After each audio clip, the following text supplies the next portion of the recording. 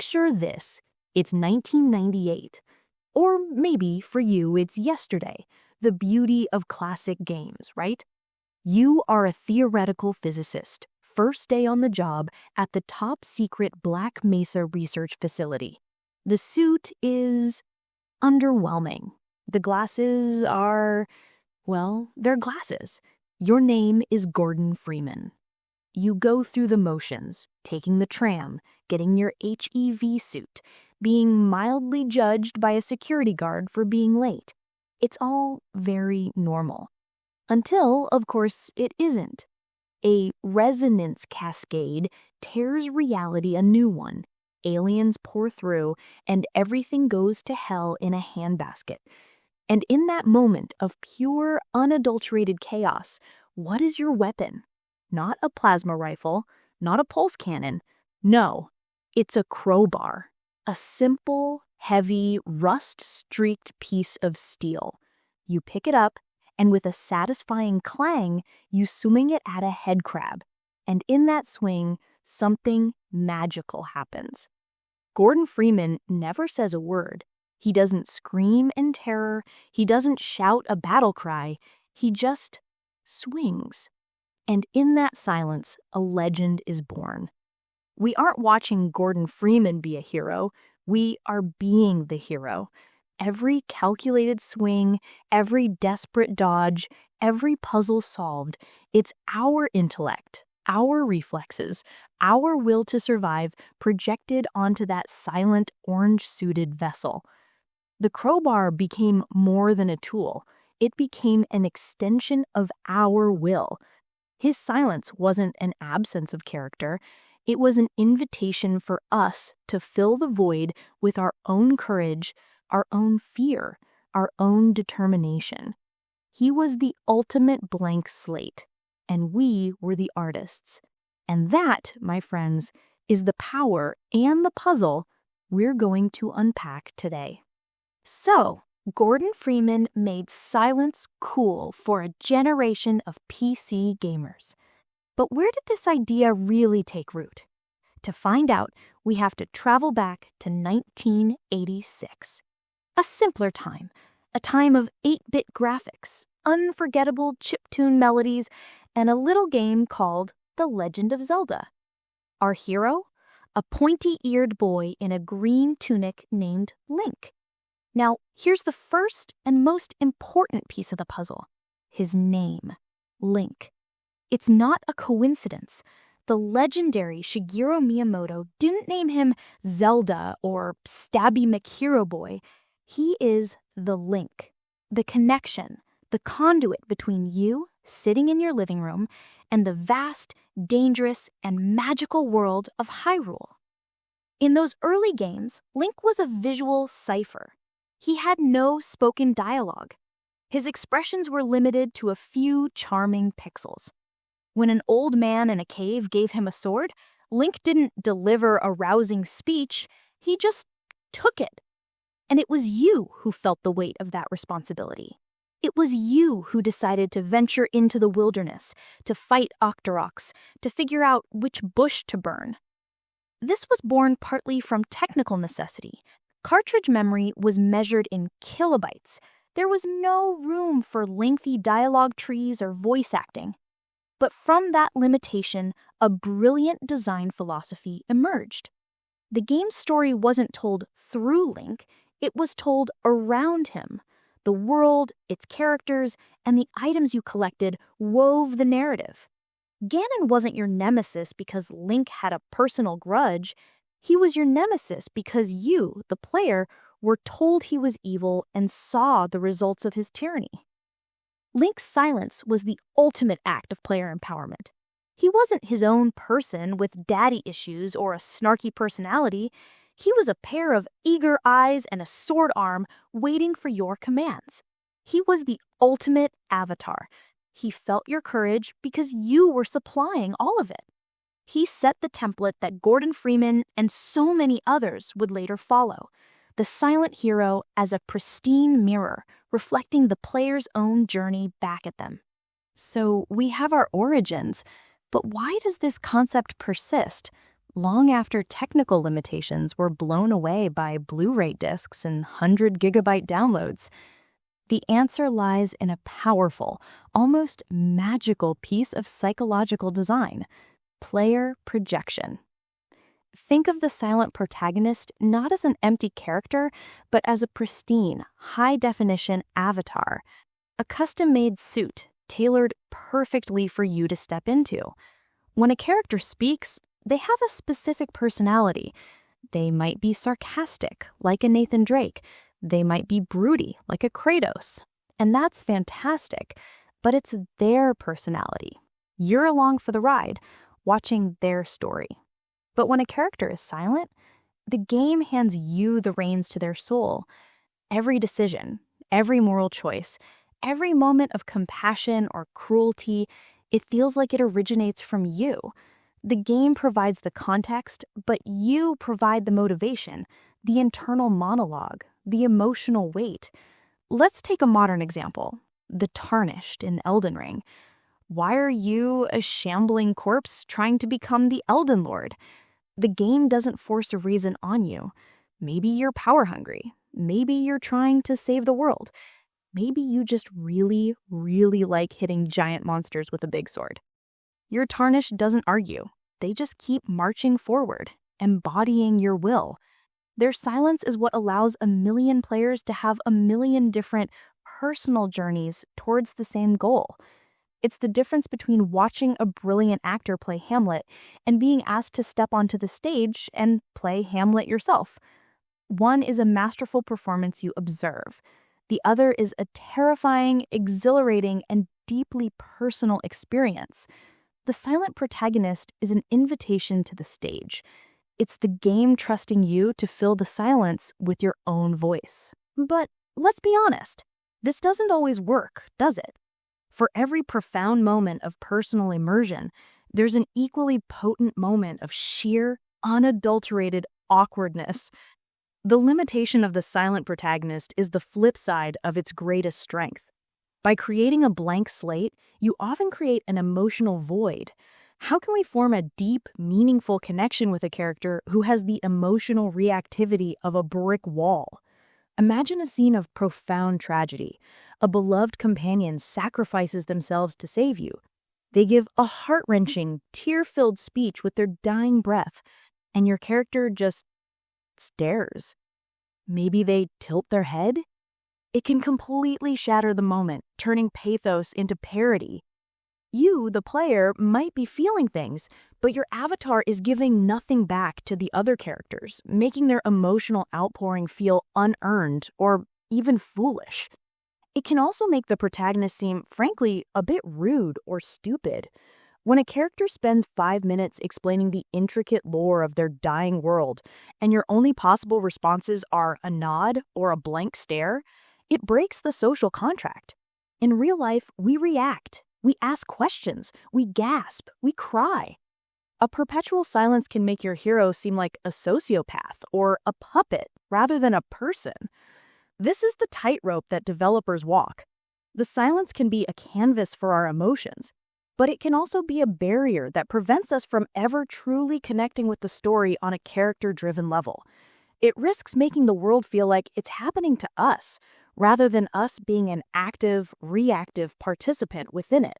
So how do you solve this problem? How do you make a silent protagonist feel like an active part of a living world? For the masterclass, we return to Gordon Freeman in Half-Life 2.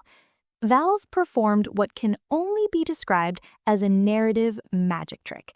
They made Gordon's silence not just believable, but a core part of his mythos. How? By making the world talk to him, and more importantly, about him.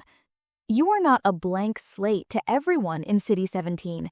You are the one free man, a legend, a mythical figure from the Black Mesa incident.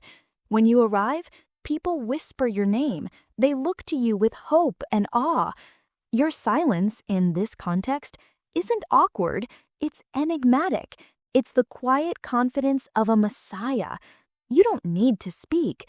Your actions, your very presence is your statement. Then there's the environmental storytelling. The game doesn't need Gordon to monologue about the oppression of the Combine. You see it in the crumbling buildings, the propaganda screens, the citizens being herded by metro cops. The story is told through what you see and experience. And finally, the other characters. Everyone, from the villainous Dr. Breen to your allies like Alex Vance and Barney, talks to you. They react to your presence. They interpret your silence. Alex will crack a joke and, after a beat, say, "You know, for a man of few words, you're a pretty good listener." The game's writing brilliantly acknowledges and incorporates his silence into the character dynamics, making it feel intentional and natural, rather than a technical limitation. If Half-Life 2 is the master of integrating silence into the world, then Portal is the master of using silence to create the perfect comedic and narrative foil. Enter Chell, our tenacious, potato-powered test subject, and her opposite number, GLaDOS, the passive-aggressive, homicidal, and hilariously verbose AI. This is a classic straight man, funny man dynamic, perfected.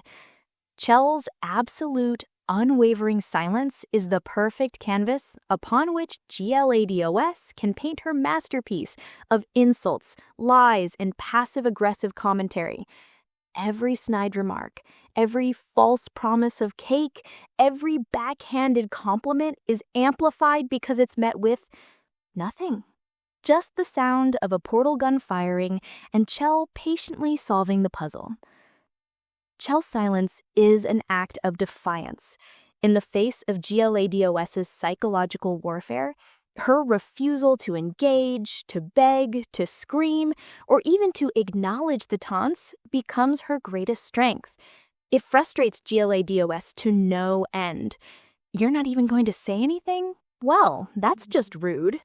The villain is literally talking to herself, and we, as the silent Chell, are winning the psychological battle by simply not playing. Her silence makes GLaDOS the star of the show, which is exactly what the story needs. We are not playing Chell's story. We are playing GLaDOS's test chamber and witnessing her magnificent, unhinged descent. Chell is our vehicle for that experience, and any words from her would have diluted the brilliant, focused toxicity of the real protagonist, the AI who just can't stop talking. Now, let's talk about a studio that took the silent protagonist and baked it into the very fabric of its storytelling DNA. FromSoftware.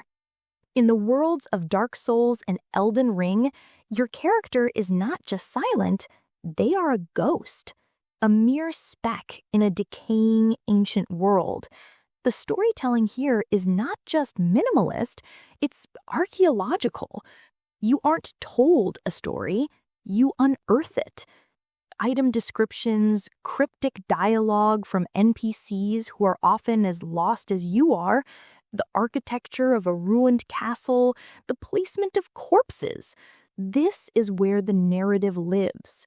Your character, the chosen undead or the tarnished, is a vessel for this discovery. They are an observer, a collector of fragments. Their silence is thematically essential. These are worlds past their prime, where gods have fallen and legends have been forgotten. For a hero to come in with loud, confident proclamations would feel completely tonally dissonant. Your silence reflects the melancholy, lonely nature of the world itself. You are a pilgrim in a land of ghosts, and your journey is a quiet, personal one of piecing together what went wrong. And because you are silent, the few characters who do speak, who have clear motivations and personalities, like Siegmeyer of Katarina or Solaire, shine all the brighter in your quiet, gray journey. Your silent protagonist makes their stories, and the tragic or triumphant ends they meet, feel all the more impactful. So we've seen the power of silence.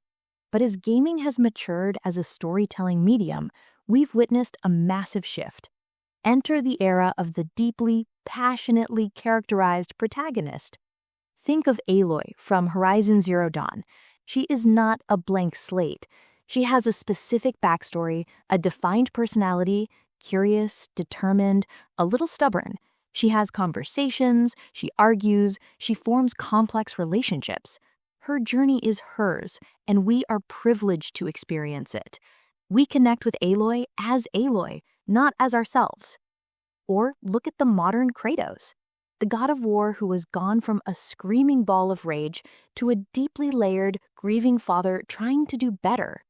His struggle is internal, and it's expressed through his voice, his hesitation, his gruff attempts at connection with Atreus. Removing his voice would remove the very soul of the story. Games like The Last of Us, Mass Effect, and Red Dead Redemption 2 have proven that players crave these deep, character-driven narratives. We want to fall in love with the character, to be moved by their specific arc, not just project ourselves onto a template. This approach allows for more cinematic, nuanced, and emotionally resonant storytelling, where the protagonist is an active, reactive agent in their own tale. But let's not pretend the silent protagonist is always a work of genius. For every Gordon Freeman, there are a dozen examples where it fails spectacularly, creating moments that range from mildly awkward to "did anyone playtest this story?" levels of bad. This usually happens when the silence feels unearned or unjustified, when your character is put in intensely social or emotional situations and their muteness becomes the elephant in the room. Think of some older JRPGs where the hero is the center of a complex political drama and a budding romantic subplot, and he just stands there, smiling blankly while a princess confesses her love for him. It makes the other characters look delusional for investing so much emotion in what is essentially a cardboard cutout.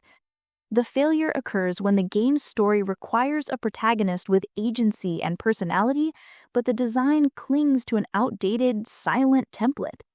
The character becomes a black hole at the center of the narrative, sucking the emotional gravity out of every scene. Instead of feeling like a powerful avatar for the player, they feel like a puppet, and you're just the hand shoved up their back, making them move while everyone else pretends they're a real boy. It's the difference between a purposeful, thematic silence and a silence that is simply an absence, a void where a character's soul should be. So after all this, we arrive at the million-dollar question. In an age of brilliantly voiced characters like Aloy and Kratos, is the silent protagonist a dusty relic? A trope that has overstayed its welcome? My verdict is absolutely not. It is not dated. It is a tool, and like any tool, its value depends entirely on how it's used. The key is intent. Is the silence a purposeful artistic choice that serves the game's themes and mechanics, or is it just a default setting, a holdover from tradition? In games built on player projection, environmental discovery, and minimalist storytelling, your Elden Rings, your Portals, your Half-Lives, the silent protagonist is a timeless and powerful tool. It is the backbone of their unique immersive quality. However, for stories that are inherently character-driven, deeply personal, and heavily reliant on dialogue and relationships, a voiced protagonist is now the superior and often necessary choice. We wouldn't want a silent Joel in The Last of Us any more than we'd want a chatty Gordon Freeman. The beauty of modern gaming is that there's room for both. They are different brushes for painting different kinds of masterpieces. So the next time you pick up a controller and your hero doesn't say a word, ask yourself, is this an empty vessel or is it an invitation? Is the game handing me a script or is it handing me a blank page and a pen? From the green fields of Hyrule to the decaying halls of Lordran, the silent hero has been our companion, our avatar, and our mirror. They remind us that sometimes the most powerful stories aren't the ones we're told, but the ones we tell ourselves. Thank you so much for joining me on this journey through the quiet corners of gaming. What do you think? Are you team silent or team voiced? Let me know in the comments down below. And don't forget to subscribe to the Game Codex for more deep dives into the language of the games we love. Until next time, keep playing.